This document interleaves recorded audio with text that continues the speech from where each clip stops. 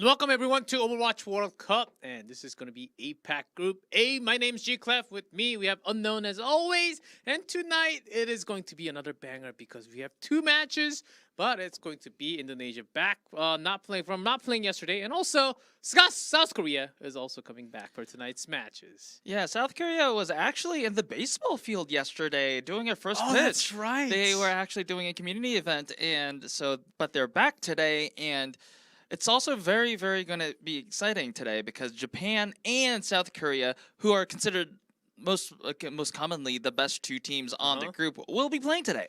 They're not going against each other yet, though. Of That's course. happening on the last day of the next Sunday, basically. I think it's one of the last matches, too. So that's going to be one of the most hyped matches for sure in the future. But today, we do have those teams in Indonesia versus Japan.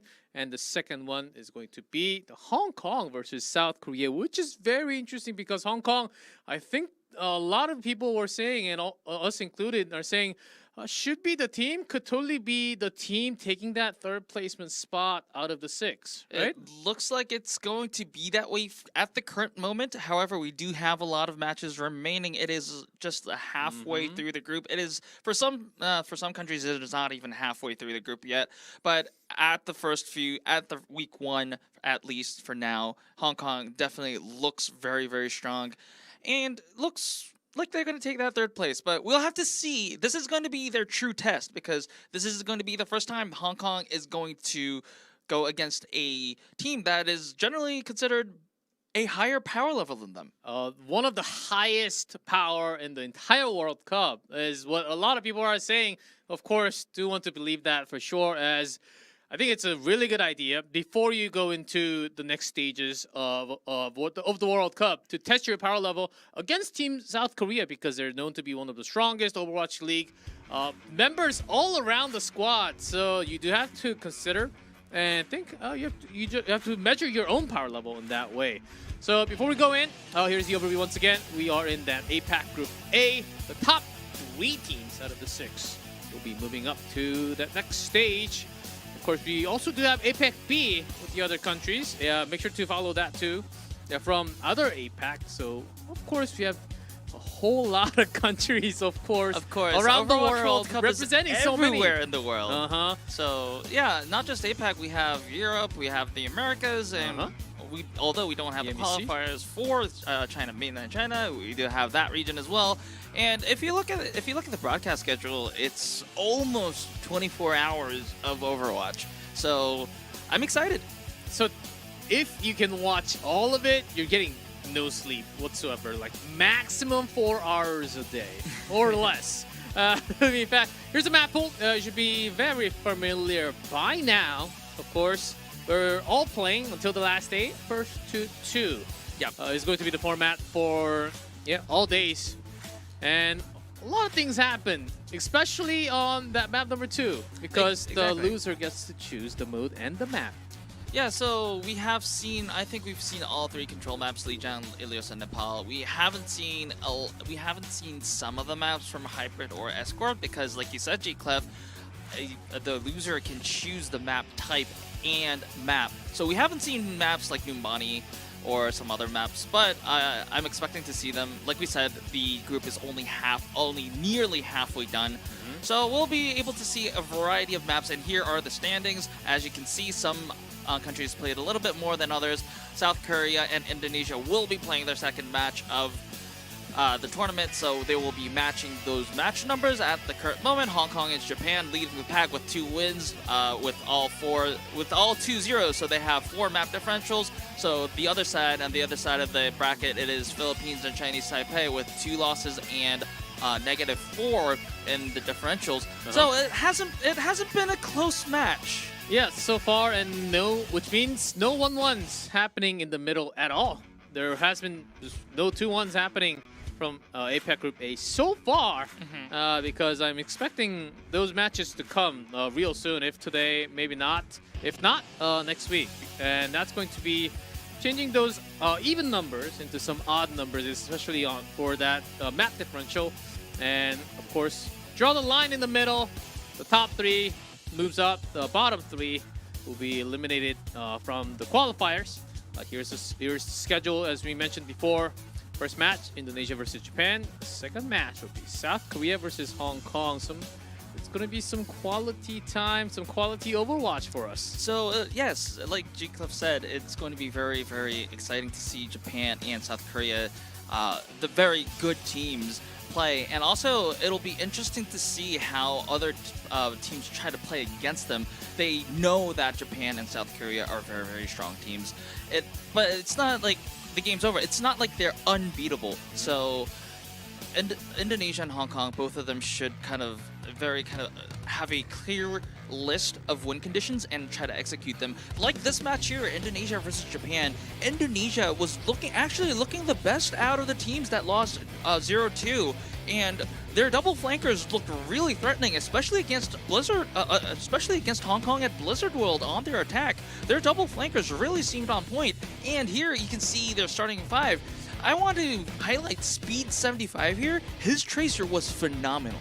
Yeah, along with Proxy Sombra, I remember those super plays, and Speed 75, especially bringing a lot of kill catches, along with Shrimp. I think Shrimp actually had some really cool move from the back line, supporting his teammates. That was pretty good, wild to see on that map for Indonesia. But they're up against a pretty strong team, and it's going to be an uphill challenge because Japan is considered to be at least in the top two. They should be. That's in theory for a lot of people.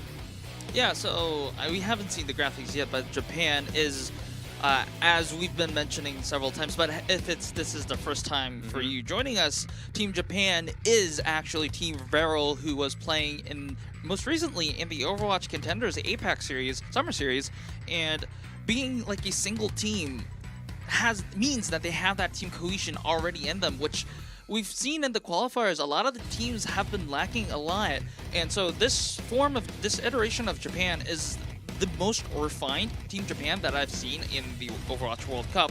So good cohesion, good objective awareness as well, because we've seen, especially in the early days and in other regions as well, that a lot of teams, although they do win team fights, they kind of sometimes neglect the objective. The card may be the point on control maps, and Japan has all these kind of communications already set, so that's a huge advantage. And also, Japan is employing a lot of different compositions as well. Winston and double flankers is their main, mostly used composition. Also, we've been seeing a lot of Ram Rush yesterday.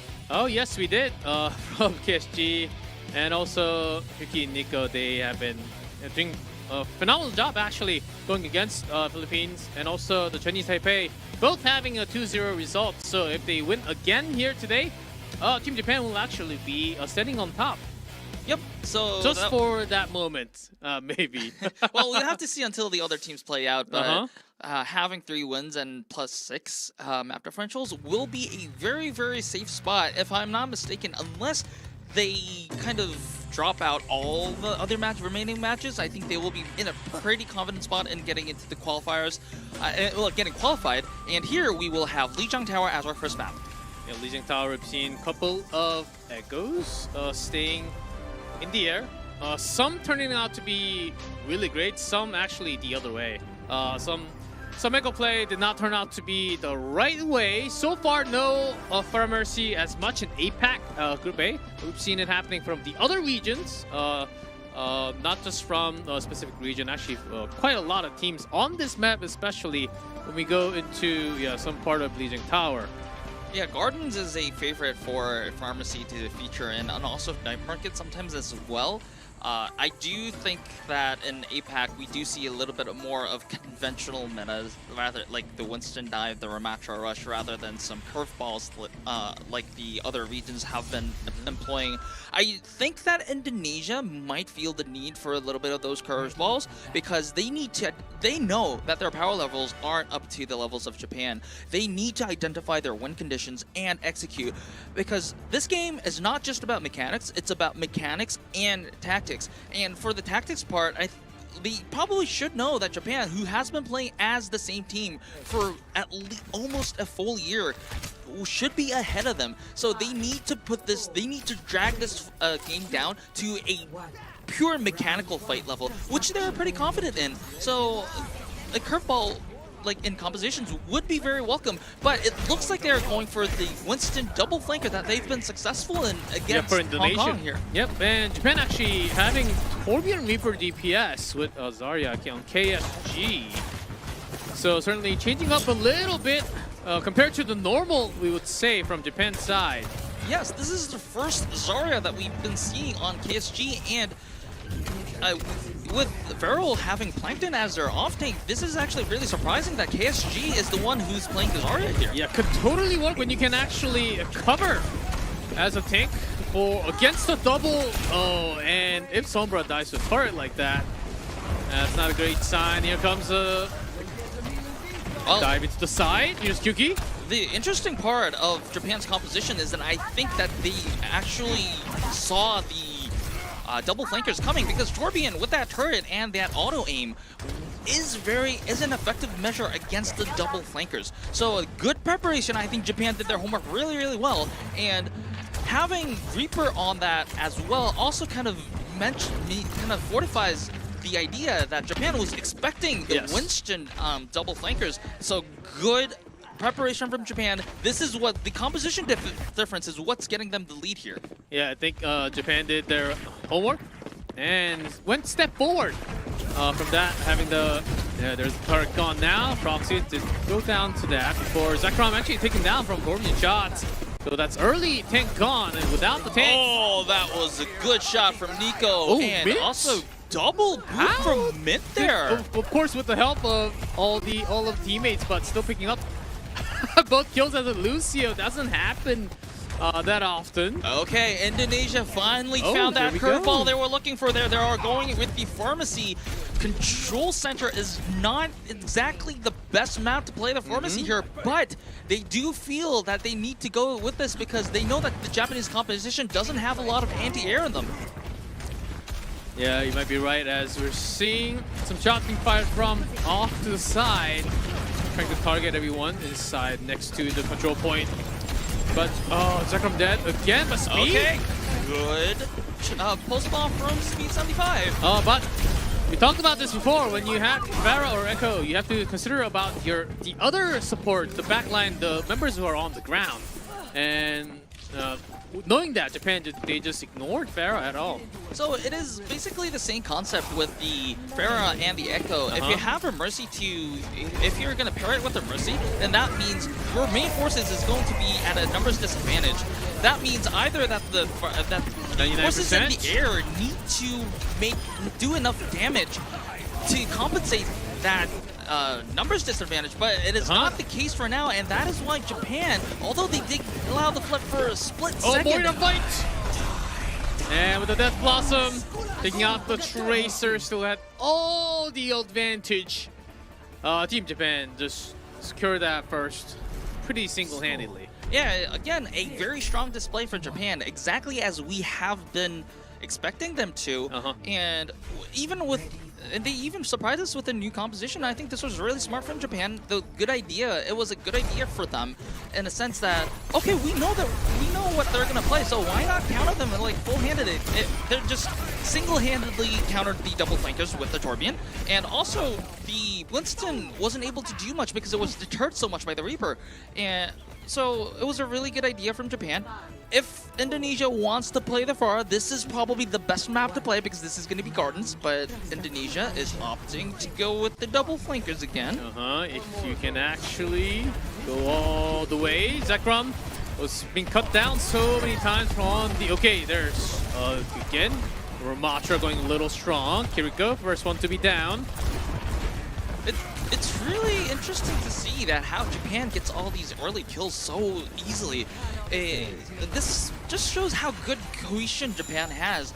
So Mint, although Lucio is not necessarily has the highest healing output, but the speed boost and coordination makes Japan so strong. But here is that opening. Maybe Indonesia was looking for a good hack onto Kuki's Cassidy and took them out, but no further action means that Japan has time to regroup. And Indonesia will just rotate to the side. And Tracer looking out for some potential to rotate into the point and contest. But the entire team of Japan actually nearby, so Indonesia, either they make a long rotation towards the left or cross the bridge. Yeah, Kuki again. It was Nico and control center last time, but right after seeing the double flankers, they are going straight to the Torbjorn, and Japan is just doing really, really well. Okay, they take down Reaper, but Indonesia, they lost both of their support, and Zekrom is all the way back here because there's no support to heal him back up. Somehow he managed to stay alive, but now, okay, switching the hero into Jungle Queen. I think that might be a better idea. Even Proxy is actually bringing Cassidy on his own. And I think Speed 75 is actually really good on Tracer, so he might actually just stay on that hero for a longer time. I don't have any issues with Tracer. Me neither. Cassidy is kind of the head scratcher a little bit because it doesn't add any specific value or counters any specific hero on the side of Japan. However, I do think that they just want a little bit more hit scan power up close. But Japan, even with changes from Indonesia, is winning these neutral fights, and they're not even using ults here, so it's going to be an uphill fight for Indonesia because Indonesia, if they want to win these fights with the ult disadvantage, they have to bait out the ultimates of Japan. And they're failing to do so because Japan's just winning the neutral fights. Just popping that annihilation, they want everyone back into the spawn. Yeah, she's not even scared a bit. Oh, might have overstepped a little bit, getting that covered by 99%. Here we go. Yes, no one else to come. I don't think there is anyone to contest. And that is it. Japan's going to take the first Lijiang Tower.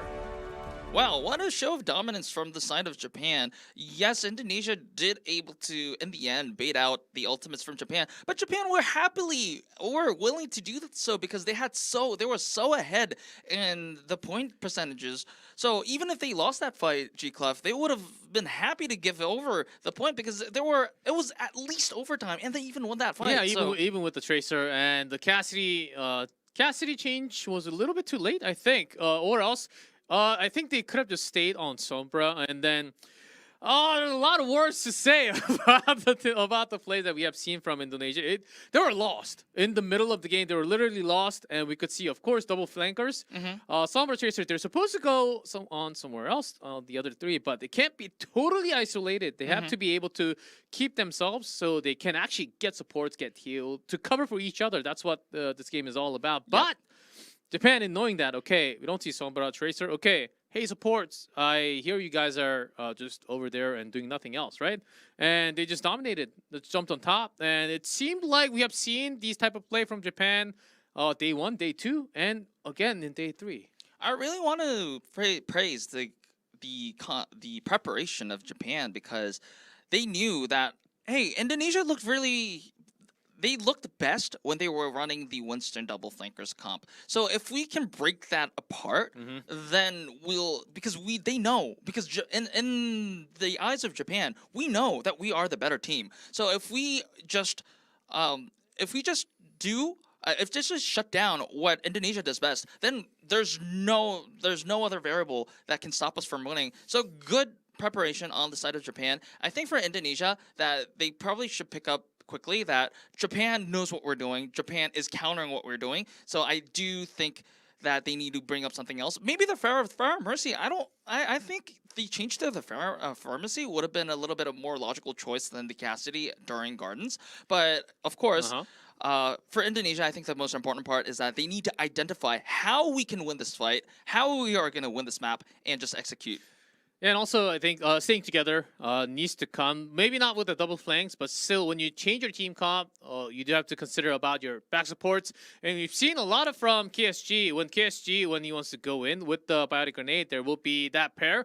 But when the supports are in trouble, the monkey actually comes back and pops that barrier for the supports to survive. And those are the tank ability that keeps you on that top tier level where you can actually compete so much better against the other teams. But to criticize a little bit on Zekrom was not able to really keep himself alive, was always using the barrier without the supports too much. And I think that teamwork really has to come together. When the tank is buying that much time, either the DPS has to do something in trade, or else you're just going to fall, and without the tanks, you can only do so much. Yeah, of course. It's just I don't believe it's just the issue of Zekrom. It's more like the entire team.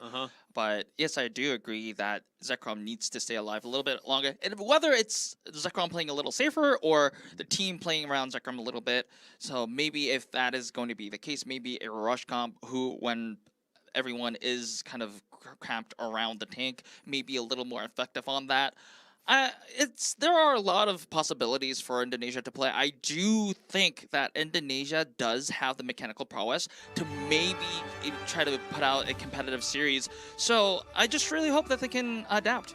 And next map will be Blizzard World. Yeah, the map that Indonesia was actually able to push almost all the way right before that three-pointer. They stopped like 5 meters before that, which was one of the best push that they actually had. On offense, it was great.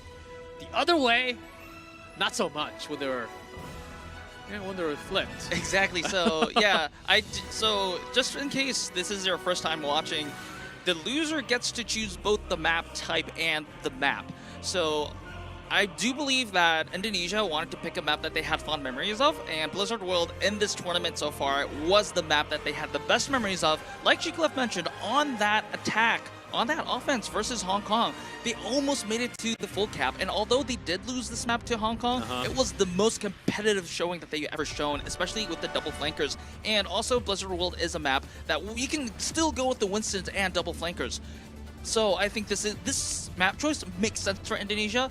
I think Japan, and I think it's for Japan as well. I think they're like, okay, they choose the map that they're good at, but it's still manageable. Yeah, I think Japan's gonna think like that as well. We'll see what happens. There's that Overlord,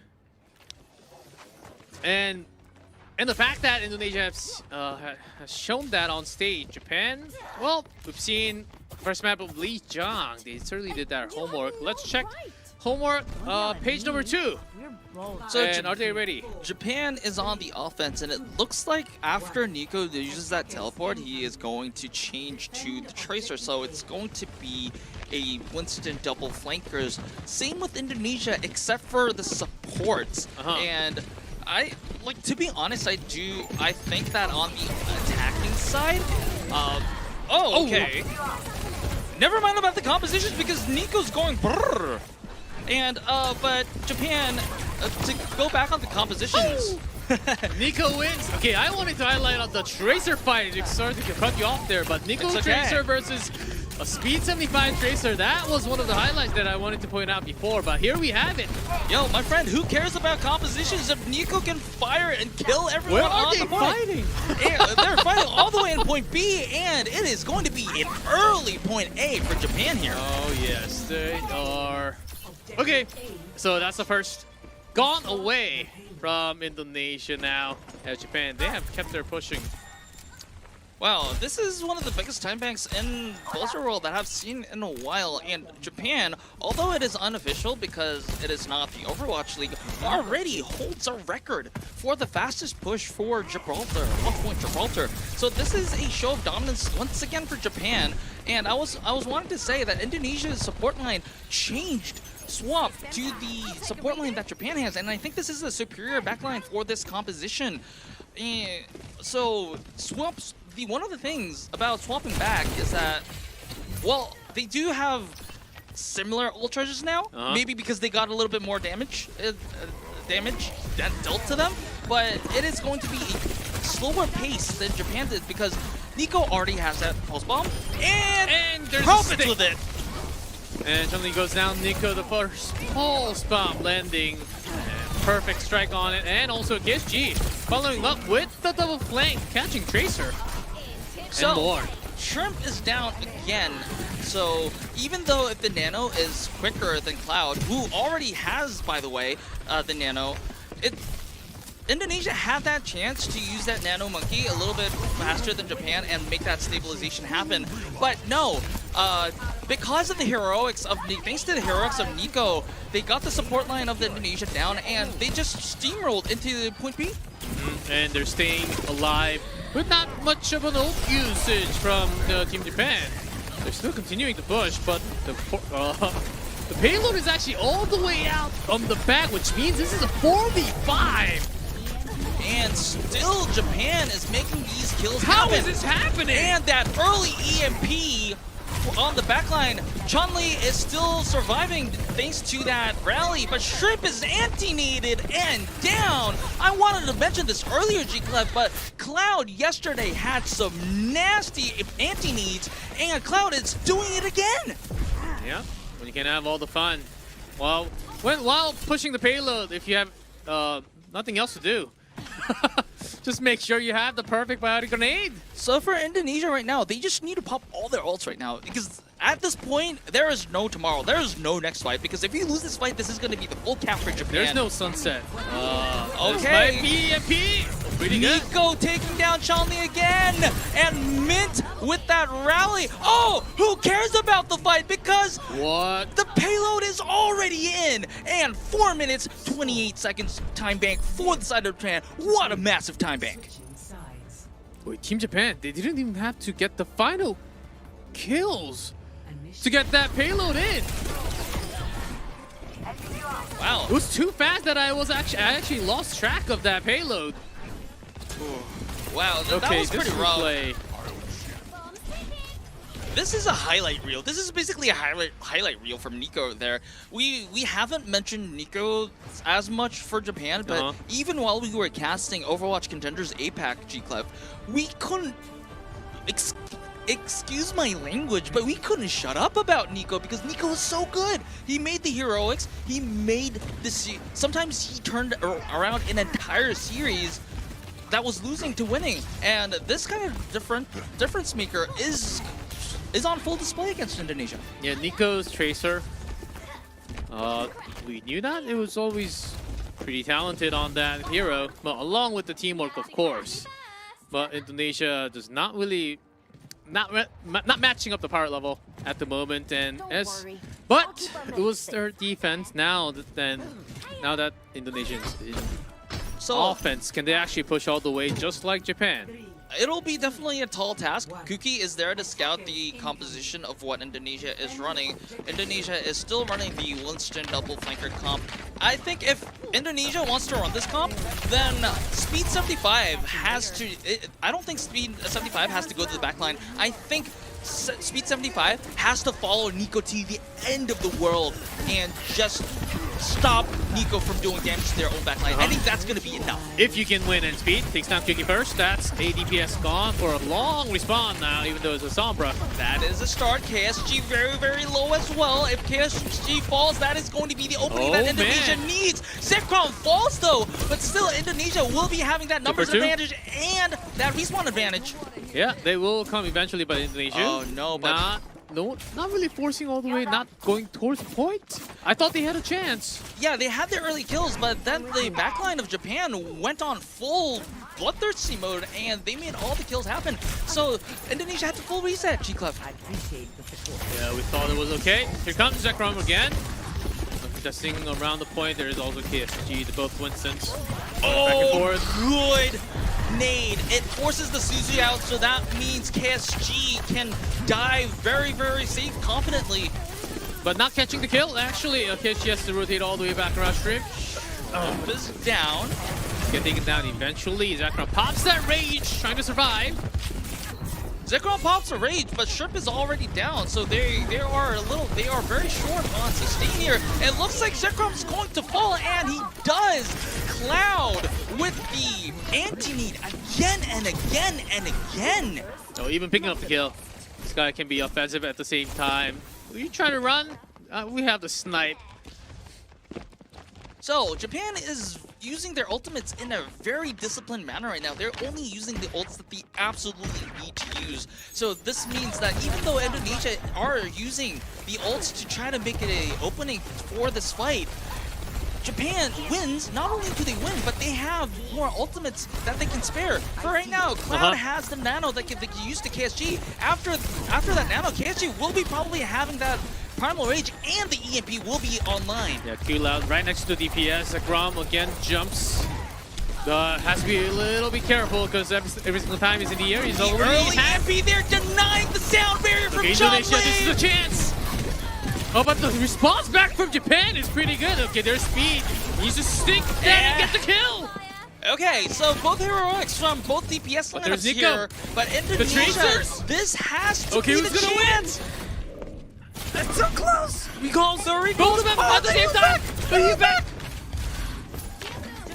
This okay, the members are back stalemate. already. Okay, this is draw. Okay, draw. We call it a draw, okay?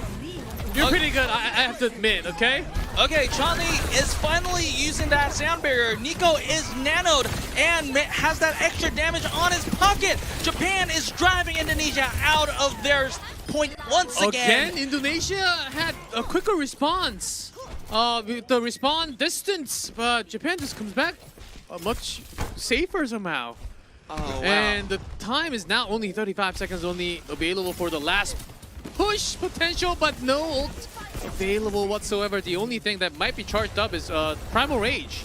So this is going to be last fight territory for Indonesia. Japan has Nico's Pulse Bomb, who has been on point so far, and KSG has that Primal Rage to push anyone out. Early kill to Chonli. Shrimp is perilously low, and it looks like Indonesia's hopes are fading out. Less than 10 seconds now. No support, no tanks, just speed and proxies left. Indonesia.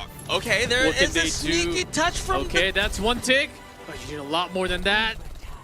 And Is there anyone to contest? proxies? No! And that is going to be it. Japan taking Blizzard World quick and handy. That's 2-0. First two, and Japan wins once again. Yeah, Another day 3 for Japan. wins now in the pocket for Japan. What a dominant performance from Japan. We knew that Japan was going to be very good coming into this match. However, in the manner that they played, they dominated their opponents was very, very impressive. And we can't praise them enough. Nico's heroics, we've seen a lot of good things. Even the preparations, like the coaching staff must have put in a lot of hours researching what Indonesia does well, how to, even though if we are the better team, we are going to beat you not just in mechanics, but also in strategy, which is very respectable. And also the execution, Nico's Tracer, KSG's Winston, and Cloud's Ana. Like, not just those, but the entire team was so on point, and it looks like they were on the same page. This team is very, very scary. Yep. Team Japan seems to be the one on top, and I'm happy because I got what I wanted. Nico versus Speed 75 on that Tracer 1v1. Well, it was tied, and I really like that fight for like 15 seconds. Yeah, that Tracer 1v1 was a treat to watch. It was full of suspense, and it was full of action. It was really fun to watch, but Japan does take it all. But Indonesia getting no maps whatsoever again. Can they really come back in next week's play? We'll have to see so far. But Japan, for now, they will be actually the first place in the group because they already played 3 matches all the days so far. And putting up, I guess, that makes them +6. Can't be +7, 6. of course. Math. and I was in math major. Of course, I did not graduate. That's for a reason. Yeah, and that was our first match, guys. But don't go anywhere because you know what the next match is going to be? It's going to be Hong Kong versus South Korea. Oh man, I'm hyped up for this match.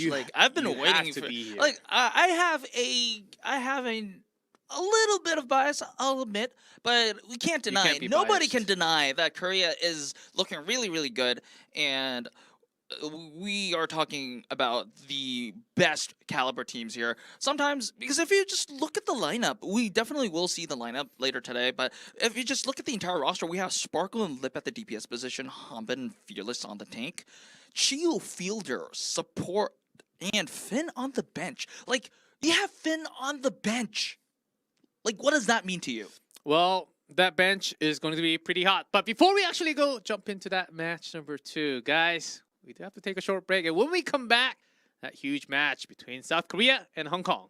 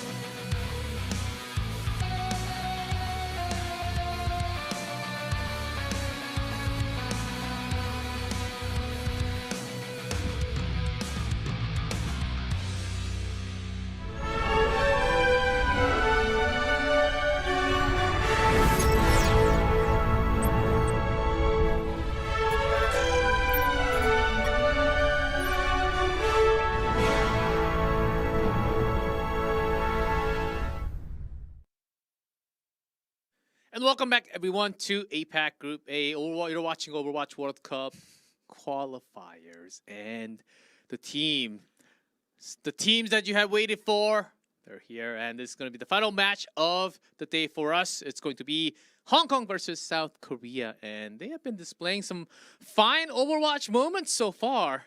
Hey, if you can make 100% Life Weaver win rate, then that means you're pretty good right Only now. only been played once, though. But still 100%.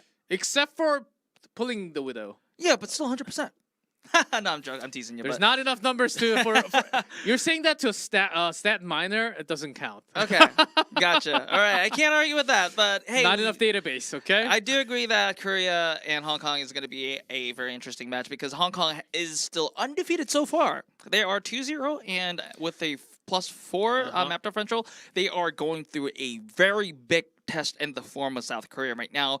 And I think Hong Kong, although they are not necessarily the favorites for this match, I think it is going to be a good testing grounds for Hong Kong for their power levels because to me personally, Hong Kong is going to be the favorites for that third place in this group. And even if they qualify, they are going to play against very tough opponents. And this is going to be a good test of how they can adapt to stronger opponents. And maybe, who knows, maybe they can pull out something and pull out a miracle. If they do, this is going to be a very historic moment for this team. Oh yes, if they do, it'll be a mark in history for sure because this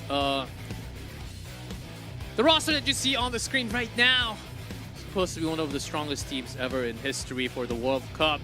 Lip Sparkle, Fearless, Fielder, Chio. Oh man. Wow, this remember that? I still remember that the push from Chio to get the pulse bomb from the shield to get the kill onto the opponent Tracer was crazy, and I know that highlight has been going around for the last few days. Oh, this roster is really exciting. It is once again mentioning that this is full of champions. Lip, Fielder, Chio, just from the Atlanta Reign who won the MSM and the Overwatch League. Sparkle, Fearless, all champions from Dallas Fuel. Sparkle still with the Dallas Fuel, and Fearless on the Houston Outlaws, who is the runner-up of the MSM for Overwatch League. So these are all high top tier talent, and also their hero pools are so flexible that they can play anything. They can play any compositions that's viable in this meta right now. Lip has been playing Tracer, Ashe, and Genji, and he is known for his Sombra as well. So it enables this team to play so many things. And here we have the Hong Kong team. We have Despair, Kurumi, R3K, RRP, and Am Crazy. So Mango Jai is not going to Oh, that's start. right. No Mango Jai. So this is going to be interesting how this is going to find out. Maybe RRP has been looking a little bit at other options that Mango Jai was not practicing in scrims.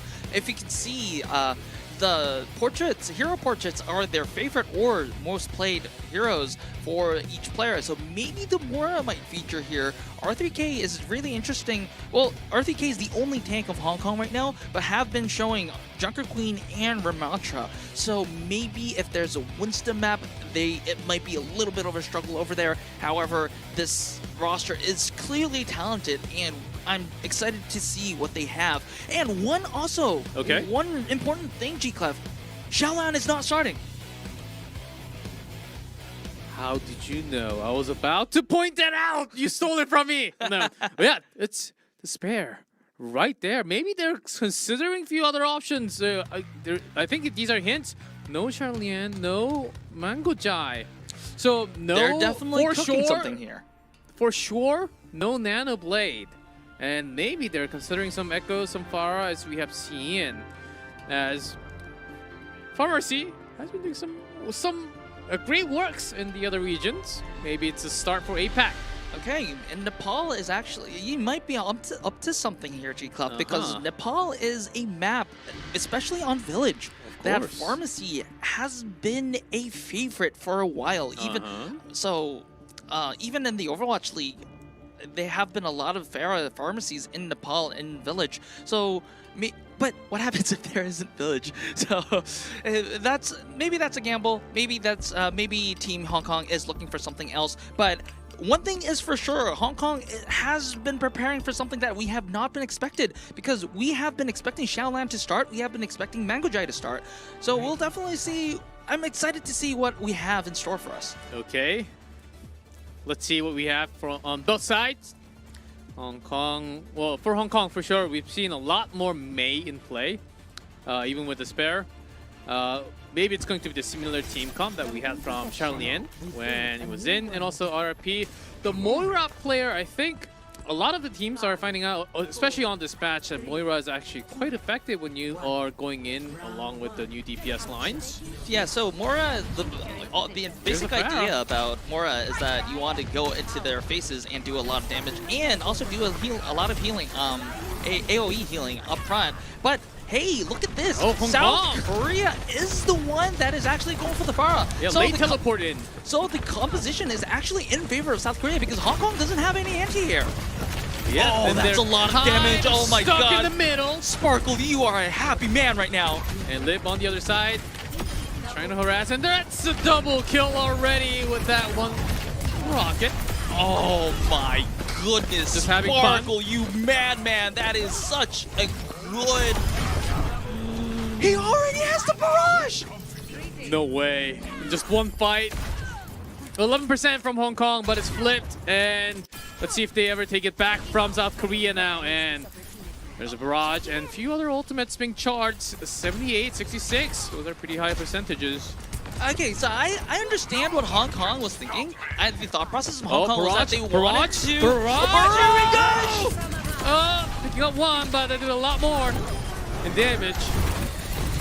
Okay, back to the original point. I do understand that Hong Kong's initial point was that they want to go with the rush because a rush is frequently used in this map as well, and they wanted to out-rotate South Korea because they don't want to fight them on point. They just want to fight. They don't want to fight them face on, and they wanted to outrun their opponents. But South Korea, I don't know if they knew this or not, but they are profiting so much from this pharmacy here. But okay, Hong Kong did get a flip and raised the percentages from 11 to 35 now. So South Korea, technically they're still losing, but in terms of ult charges and the management, it seems a little better still to me. And we'll to see. be honest, I think that Hong Kong needs to make a swap for the anti-air because they are not dealing with this Pharah very well. Okay, Nano Fearless. Kurumi very, very low. Yeah, but being managed by the backline supports. Not as bad, actually. Staying on the point, flipped again for Hong Kong. Yeah, so good objective management on the side of Hong Kong. However, South Korea is enjoying themselves. They are not in a hurry whatsoever here. Going to the other side and maybe popping the barrage from the other side of the barrage. Hong Kong did not expect that to happen at that moment. There's the Earth Shatter. Good Earth Shatter that takes down Fearless. However, a good nade from the side of Fielder. However, it does not lead to any kills. And actually, Hong Kong... Yeah, but still, the percentages going up for Hong Kong, 61% now. Yeah, Hong Kong actually manages to hold on South to the point, Korea? which is very...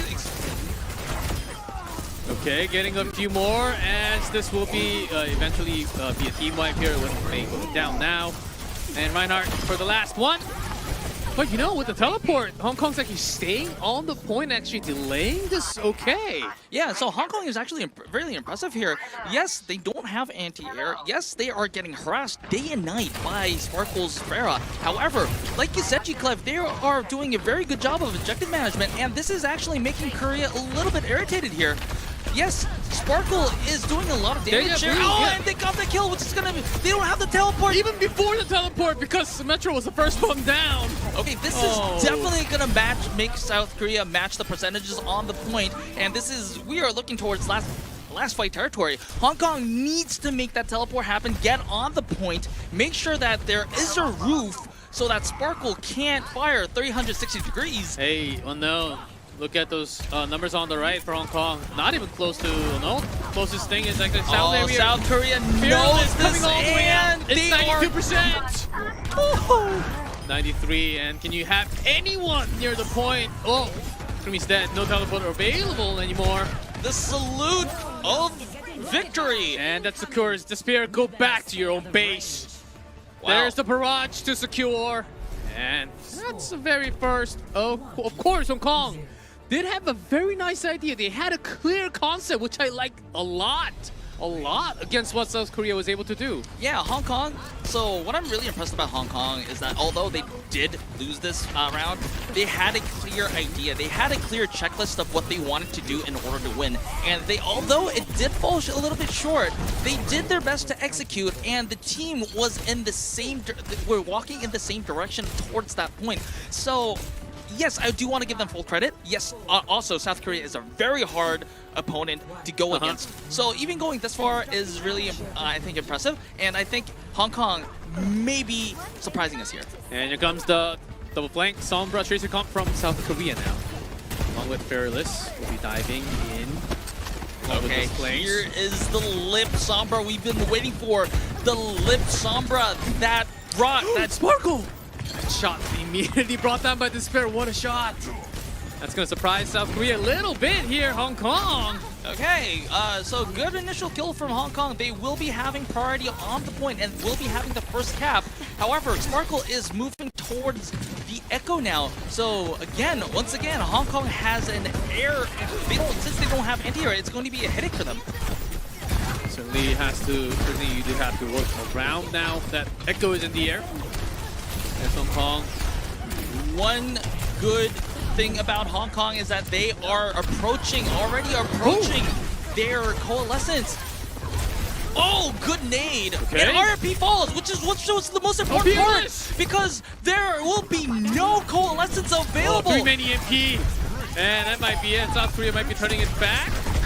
Not a lot of follow-up damage. Okay, even with that really good EMP on the rest of the 3 remaining members of Hong Kong. Okay, so South Korea, although they did get a decent EMP, they didn't have enough follow damage to wipe out the rest of Hong Kong. So Hong Kong will be staying on this point for a while, and here's the coalescence putting pressure on Fielder, but Fielder does manage to survive, and Sparkle has that copy and will be wanting to use this. On Reaper, copies Reaper, comes all the way in. IRP very, very low. Yeah, they can back off. It's already 60% from Hong Kong. There's that Blossom. Yeah, doing a lot of damage, and they're gathering moral charges now. Oh, he almost had that second Death Blossom, but no, Sparkle does get a lot of value on this Echo pick. Yeah, hey, but on note, 71%, and no other team has even come close to that number on control against South Korea so far, and dual charge. Yeah, I'm really, I can't express this enough. I'm very impressed by the side of Hong Kong. Me too. Hong Kong has a lot of ults to work with, and yes, here early is sound barrier. Early sound barrier, and Fielder is responding with the Rampage on the back line. Sparkle, Chio is using his ultimate, is using the rally to sustain, but Hong Kong with the ultimates are still not able to make any kills. Oh my god, this backline from South Korea is not dying. Yeah, somehow Fielder, I think, was still able to survive, or was it Chio? Only one of the supports, they both got rampaged by Jungle Queen R3K, but one of them actually managed to survive with some minimal cover from Fearless, and manages to win with having less soul charged. But of course, it is South Korea at the end, and they're gathering, trying to chase that a 71% now. Again, Hong Kong had the right idea, because if they won this fight, this would have been a easy overtime fight for the side of Hong Kong, so they invested a lot of ults. However, the backline for South Korea was so sturdy. Sparkle! Oh my god, Sparkle! The entire team wipe. Sparkle on ground, by the way. And you still have that duplicate. I guess if you can get that 5 kills like that, you basically have your ult charged already. And yes, like you said, G-Clev, Sparkle has his copy, Lip with the EMP. So this fight, although Hong Kong does have a fight, I think they have one more fight in them. It's not going to be an easy fight, because ultimates are in the favor of South Korea. There 5% is that off. Jungle Queen. Oh, 4-man EMP, and the tank's gone. Krumi almost dead. Despair is fighting for his life. Down, and the only one left are the... Oh, it's actually Despair now. Doesn't have... Okay, cannot be able to contest, and that is a win for South Korea on Nepal. Okay, wow, that was really impressive. I mean, yes, South Korea South Korea was really good, especially with the compositions that they were playing. I wasn't expecting a Pharah or maybe an Echo a little bit, but not the Pharah. But I really want to praise Hong Kong here because Hong Kong, although they did lose 2-0, that score does not do them enough justice. They pulled, I wouldn't say they pushed Korea to the limit, but they were good enough to give South Korea a warning Yeah, sign. I think I fully agree. South Korea, I think there were some moments where they wanted to test a few other things, few other team comps, especially at the beginning of the both control maps. And Hong Kong, they literally pinned down on that right point. They had the teleport, wanted to go on with the Reinhardt. They had a very good understanding of what they wanted to do against South Korea and almost made it work. Didn't really get to like a 90% or 99 to contest all the way out, but still to be able to contest one of the best teams in the world right now. I think that gave a lot of promising signs for Hong Kong there. Exactly, a lot of promising signs, and going into the next map, which Hong Kong will have type selection and map selection. I think that maybe maps like Shambali, where there won't be as much Winston, because R3K will be the only tank on the side of Hong Kong. They can have things their way. All those, I mean, it doesn't mean that South Korea can't play in those maps. It's just that Hong Kong will need every advantage that they need, and they will be able to set that up. Yeah, there will be a lot of potential maps and potential plays coming off from Hong Kong and South Korea. I think there's still room for them to actually try a few more things. I'm pretty sure we're going to be seeing, maybe not on after trying a lot of those out in the control, maybe not for the second map, as they did feel somewhat more pressure from Hong Kong. What they were able to do, the pressure was certainly there, and you could realize in the middle or after a minute or minute and a half into the map, they're saying, okay, we have to take this seriously now and just literally just go all the way out and bring our best. Like Sparkle at that moment, well, Sparkle especially on that Echo was just putting on the right target. Sparkle was not just on the Echo of the Pharah as well. He was phenomenal and putting out all that damage, and his ult charges were just unbelievable. I thought his lobby settings were a little weird. I thought his ult charge was like 200%. But no, but that's just joking. He's just a wonderful player. I also want to give praise to the Korean backline, like Chio and Fielder. They were not dying. There was this fight on the second round that I think Hong Kong had 4 ults, and then they kind of invested wholly into the fight. And although Fielder did eventually fall, the Chio Fielder backline just refused to fall. And they provided enough sustain to overcome that ult deficit, and that was really, really impressive. And I think that is one of the reasons why South Korea is considered one of the best teams in this tournament. Yeah, and one of my favorite moments was when the Spares May was just staying near the back room, not even contesting. Okay, guys, you take the map, okay? I lost the rest of the members, and I don't want to die again. Just leave me alone for 5 seconds, okay? And that was the end of Nepal there. A lot of fun things. Actually, also some trials from Hong Kong too, because they're trying the Spare for the first time and also RP for the first time instead of Mango Jai. So maybe they will stick to, depending on the map, they might just stick to this roster, the starting roster from Hong Kong, or we might see some subs coming in later on. Yeah, so it looks like the map is going to be King's Row. Oh, is it? I think this is our first King's Row. If I'm not mistaken, if for the World Cup. If you are not mistaken, yes, for the World Cup qualifiers, yes. At least for today, and I don't think I've seen any King's Row on the World Cup qualifiers, at least on APAC-A, because a lot of the teams were opting to go a lot for Blizzard World instead of King's Row. King's Row is an interesting choice. Winston is playable here. Ram Rush is also playable here. I don't think it'll be a lot of Junker Queen that much, but yeah. I do think that in this case, Xiaolan should be coming in back because Genji is a viable pick here. And if I remember correctly, Xiaolan also had some fond memories and contenders APAC. Oh, yes. Certainly did with Hanzo, with a few other heroes. And now, though, even for the first point, we did see from the attacking side some initial Widowmakers, but especially after the patch, it's not. I don't think it's happening too often anymore. And okay, talking yeah. about Hong Kong, they do have subs now. Yeah, Xiaolan is coming in, Mango Jai back in as well. R3K is hovering that Drunker Queen that I've been saying that is not that viable here. But hey, if you're good as R3K, maybe Drunker Queen works as well. It is going to be a challenge to, oh, good nade, initial nade here, and a hack. To start off, Liv almost died there. 30 yes. HP. But back to the point, R3K will be having a hard time getting access to the high ground. It will be up to Xiaolan and Kurumi to go to get that access, high ground access. But Kurumi falls early to Lip. Chio takes care of Xiaolan, and Hong Kong definitely has to reset. Chio is bloodthirsty. Vampire? If you want that much blood, I mean, come on, Hong Kong. They got the initial touch onto the point, but not enough to get a tick.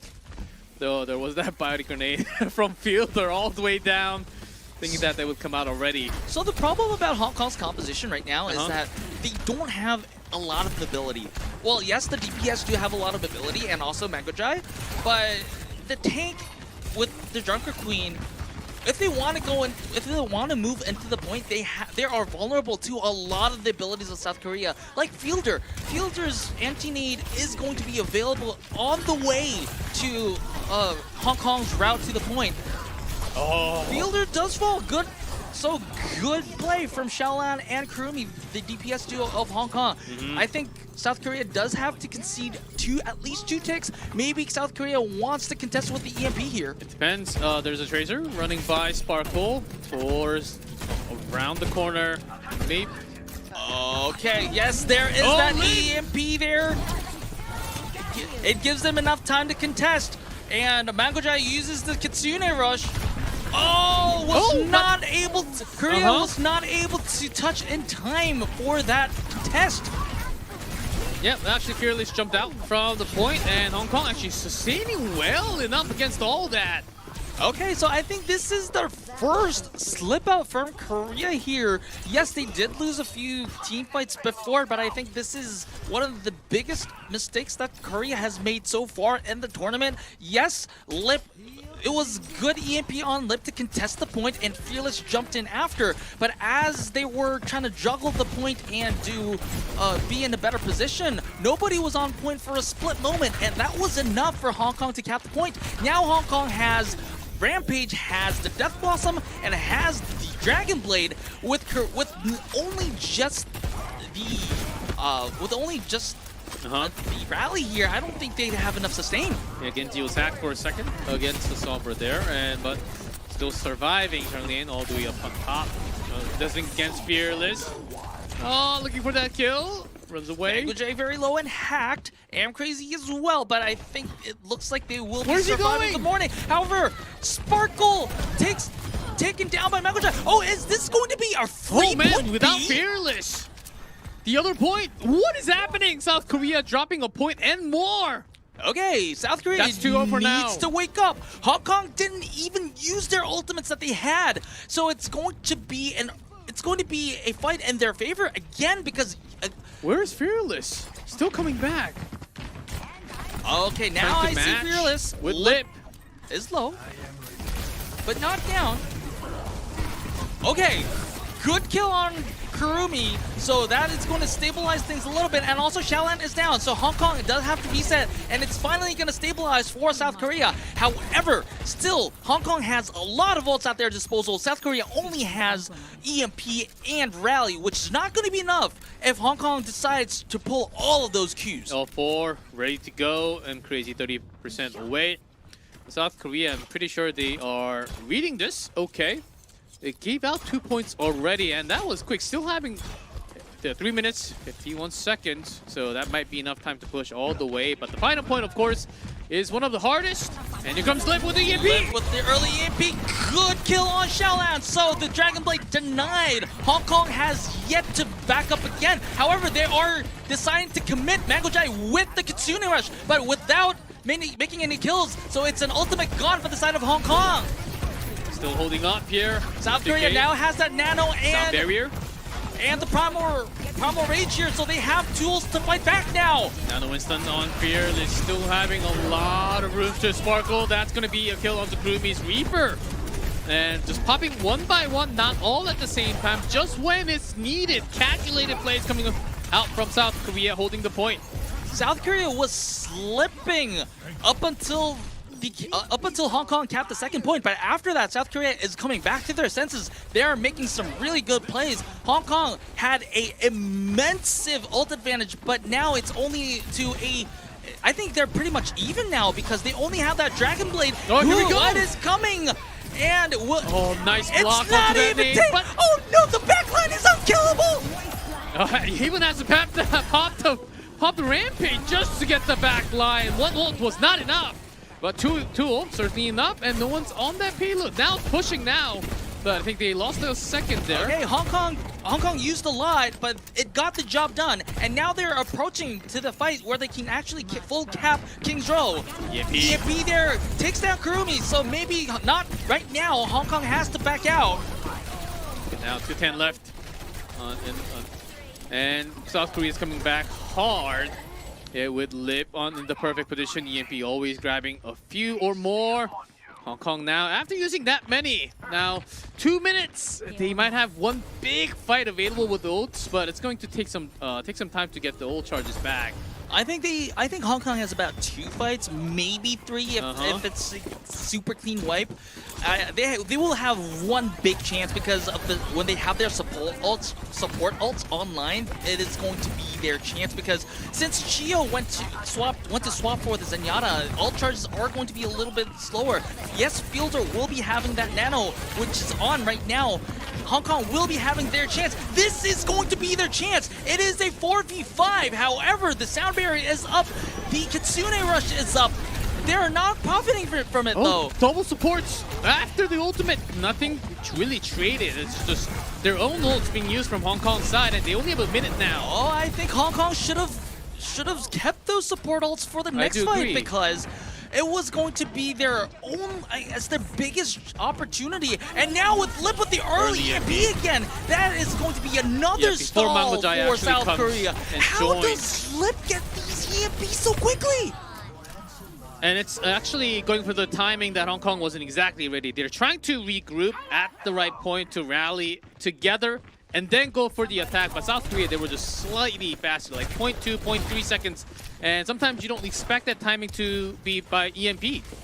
Okay, Kurumi is closing up to his Death Blossom, and also R3K is going to have that Rampage by the next fight. Chio has the Transcendence. However, if R3K's Rampage is on point, the anti-heal will be enough. But not if Mango Giant and Kurumi fall. Okay, 10 Here seconds is now. That R3K Rampage. Chio keeps himself alive with the Transcendence, so only Fielder falls, and I don't think there's anyone to touch. Yeah, it's not going to be available as the entire team did go down a few seconds ago.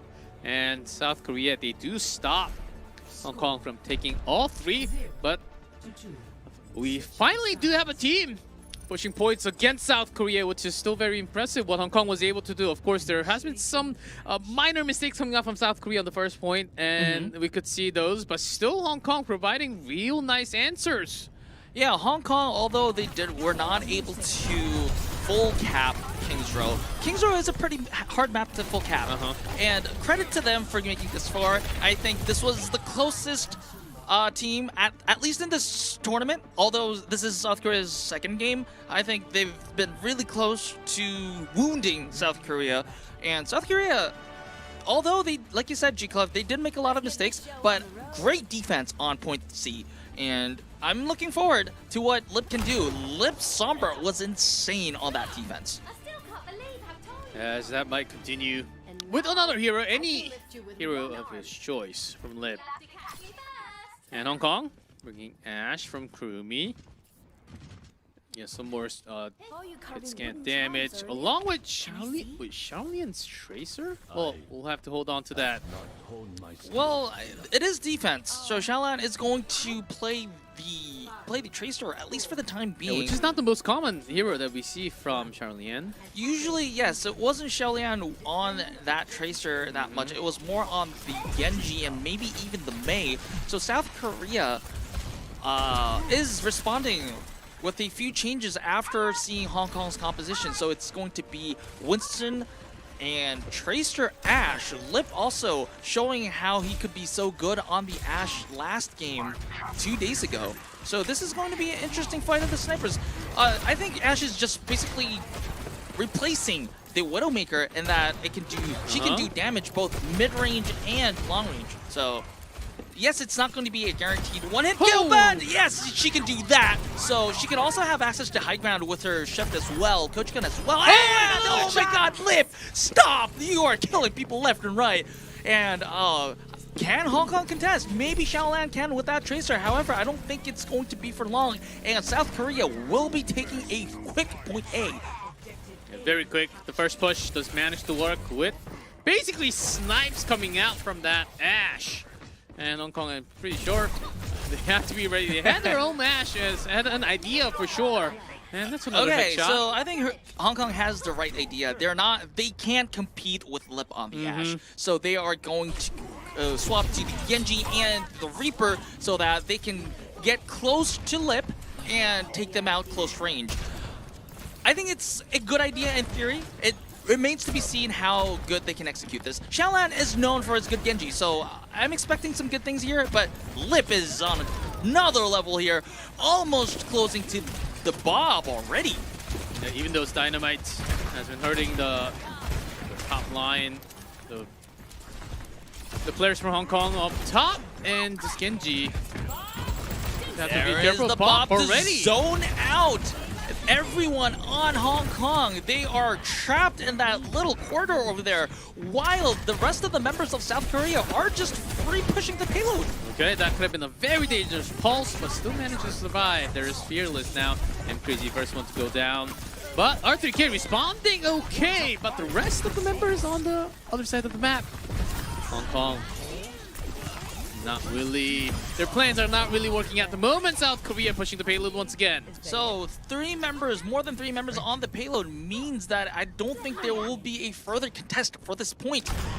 Oh man, it's going to be a uphill fight for Hong Kong here because their ults are maybe, yes, the Kitsune Rush is going to be online, but that damage followed up by Fearless, the right-click kill on Xiaolan, the disrespect. That shouldn't be staying here this long, alone. Well, there's the Winston, and even the Mercy now powering up. But Hong Kong literally trapped near their response. There's yes, Mangujai is putting up the Kitsune Rush, but Fearless on that Primal Rage is pushing them out. So that's once again, pushing people out. And that's a free payload push, but now Hong Kong is on the cart.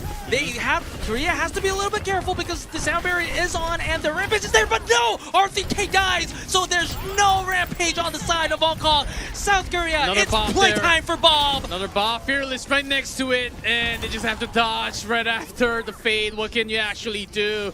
Oh, South Korea about to finish this. Lip pushing the line. Charlotte here. RCK has to use the rampage just to get on the cart, not to... Oh, okay, so good headshot onto Lip.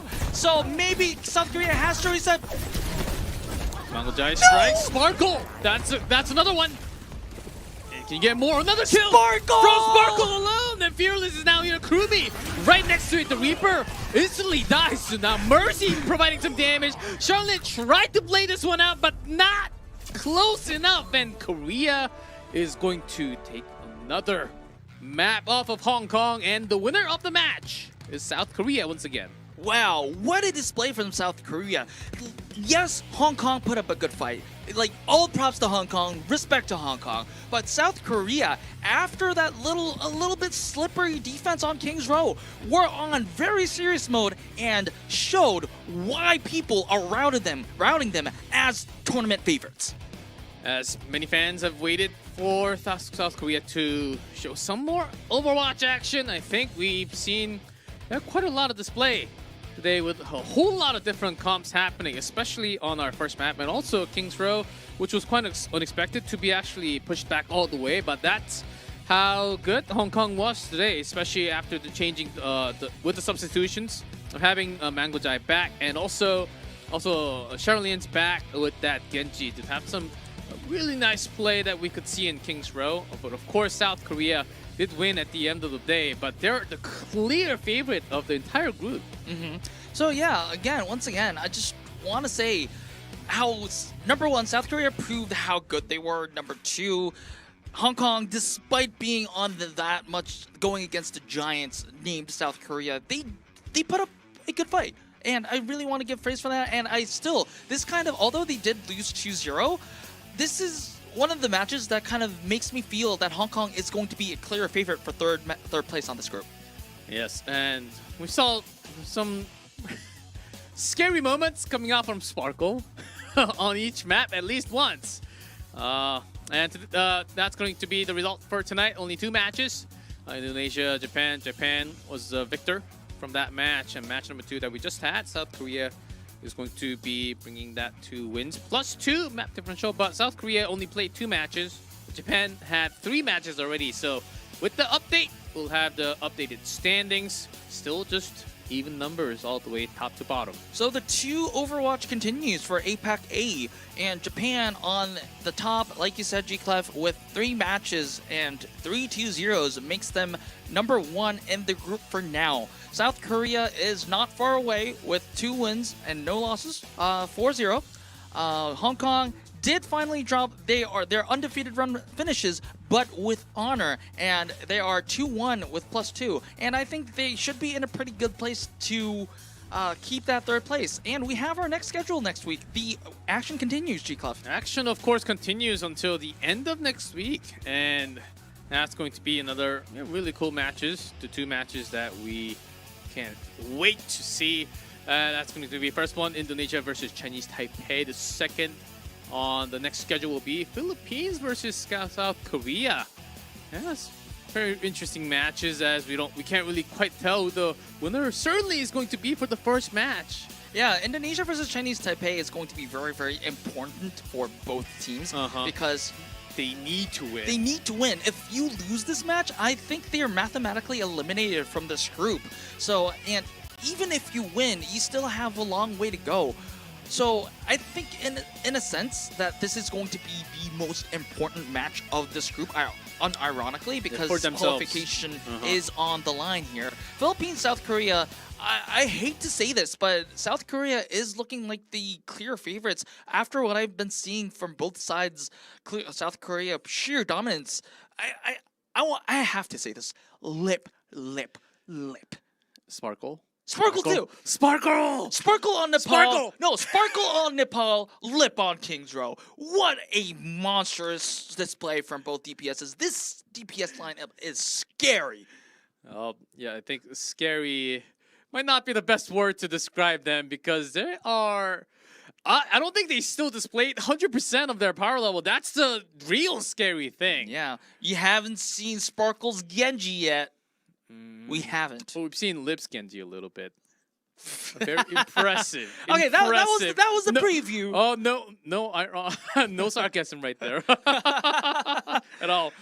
And also a very impressive showing display once again from the backline of South Korea, the Atlanta Rain duo. They just refuse to fall down. And even if they do fall after such a long fight, prolonged fight, that provides so much sustain for the entire team of South Korea. Yes, they did make a few mistakes, even especially on the defense for King's Row, but it doesn't yes, it may be a little bit concerning, but in the end, it really doesn't matter. Yes. Oh, the power level and the quality of South Korea and what they can actually do in the group and the qualifiers. Imagine when they're up in the next stage and a higher stage from that moment. Wow. As many of you, I'm sure you want to follow all these teams from APAC Group A and see what they're all about, because a lot of these players, of course, comes from having very rich history in Overwatch, plus some coming from incredible teams all over the world, basically. But for now, South Korea is certainly dominating and showing Actually, proving what they are made up of. And remember, South Korea is here with vengeance. They are not the defending champions of this tournament. No, they are The last not. tournament, the last World Cup, that was in 2019. The holders are the USA. So Korea is looking for their Own Avengers, Yes. and they have it. It Looking seems for like their they have vengeance their here. own Avengers. It's the redemption arc for Team Korea.